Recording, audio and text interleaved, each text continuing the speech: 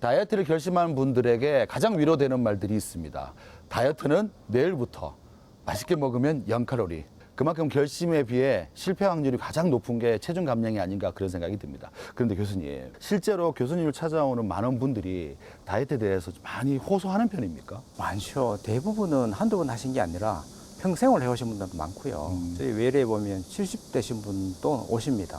환경이 그래요. 현대사회 환경이 운동 덜 해도 아니면 먹는 거는 옆에 손만 닿으면 그래서 살 빼기가 진짜 어렵습니다. 그래서요, 시민분들은 이 다이어트, 체중 감량을 어떻게 생각하는지 저희들이 이야기를 들어봤거든요. 화면을 한번 넣어보시죠. 초고도 비만 사람들은 수술로도 치료할 수 있다고 들었어요. 부모가 비만이면 자녀도 비만일 확률이 높다고 들었습니다. 체중이 많이 나가는 사람보단 체지방이 높은 사람이 더 비만이지 않을까요? 살 안 찌려고 근력 운동과 유산소 운동을 열심히 하고 있습니다. 가급적 야식은 안 먹고 자극적인 음식은 피하려고 합니다. 삼시세끼는 꼬박 챙겨 먹으려고 노력하고 군것질은 최대한 안 하려고 노력합니다. 교수님, 마른 비만이 일반 비만보다 위험하다고 하는데 사실인가요? 그렇지는 않습니다. 마른 비만 역시 위험하긴 하지만 일반 비만이 더 위험하죠. 마른 비만이 위험하다는 큰 이유 중에 하나는 근육이 적기 때문에 이게 당 대사에 영향을 미칩니다. 당뇨 조절이 어렵고요. 연세 드시면 이게 근육이 줄어들면 잘 넘어집니다. 이런 것들이 위험하죠. 그래서 이번에는요, 다이어트에 대한 오해와 진실 그리고 궁금증까지 한 번에 알아보도록 하겠습니다. 교수님, 저는요 좀 뚱뚱한 편입니까? 예, 뚱뚱하죠. 아, 그래요? 그래서 그런가 배도 많이 나와 있습니다. 그런데 먹자마자 잠이 잘 와요. 눕고 싶고 이런 이야기가 있더라고요. 복부 비만이 심할수록 식곤증을 더 많이 느낀다, 그런 이야기가 있던데 이건 말이 안 되지 않습니까? 복부 비만이 이제 비만 자체는 사실은 식곤증 느낄 수 있습니다.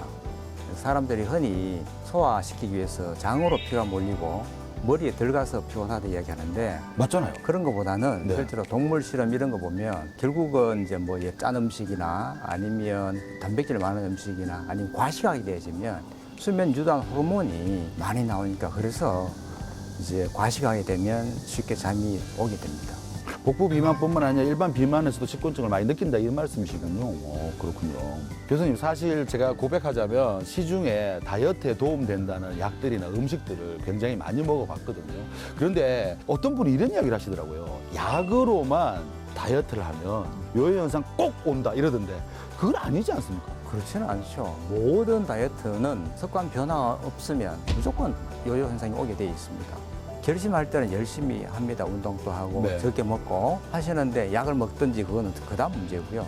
근데 한 3개월 지나면 원래대로 다 돌아가요. 그러니까 그래요? 살찌죠, 다시.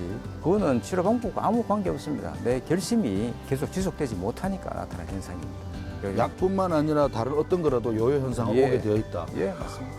그럼 너무 좌절시키는 거 아닌가요? 그게 기본 원리입니다. 결국은 내가 습관을 바꿔야 되는 거죠. 그렇지 않으면 궁극적으로 체중 감량을 하기 어렵습니다.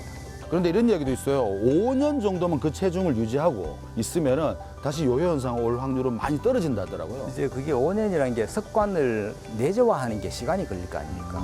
5년 했으면 진짜 잘하신 거죠. 5년 해서 뭐 앞으로도 쭉 그렇게 갈 가능성이 큽니다.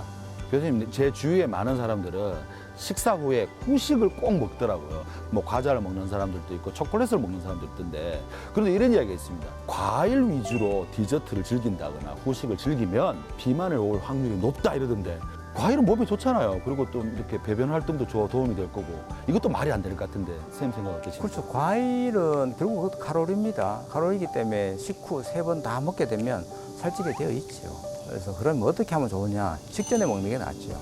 아, 밥 먹기 전에요? 예, 밥 먹기 전에 먹으면 전체 우리 식사 섭취량이 줄어들 거잖아요. 그럼 과일을 먹으면서 살은 덜 찌고, 이제 그 방법이 가장 좋은 이제 체중 감량 아니면 살 안 찌는 식사법에 해당되겠죠. 좋은 디저트 후식이란 건 없겠네요, 그럼? 없습니다. 그렇군요.